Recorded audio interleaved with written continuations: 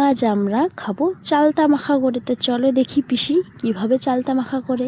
আর এদিকে আমার বোন বলে আমি তো কোনদিন চালতাই দেখিনি, এটা কি? হয়তো অনেকেই জানে না এই ফলটা।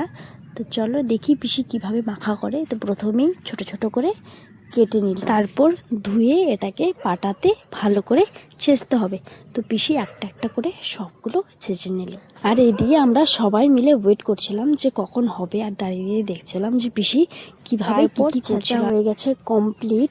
আর কেটে নিল কাঁচা লঙ্কা ছোট ছোট করে, তারপর দিয়ে দিল লবণ, অল্প লেবু পাতা হাত দিয়ে ছিঁড়ে দিল, আর বিলাতি ধনিয়া পাতা। আমার তো দেখে একদম জিভে জল চলে আসছে যে কি সুন্দর করে মাখছিল। আর এটা হলো সর্ষে বাটা করে দিল। আর এই যে আমার ছোট দুইটা ভাই বোন, ওদেরকে প্রথমে হাতে অল্প অল্প করে দিল, কারণ একজনের জ্বর ছিল। আর এটা হলো আমার বাটিতে করে দিল। চলো এখন খেয়ে বলি কেমন হয়েছে।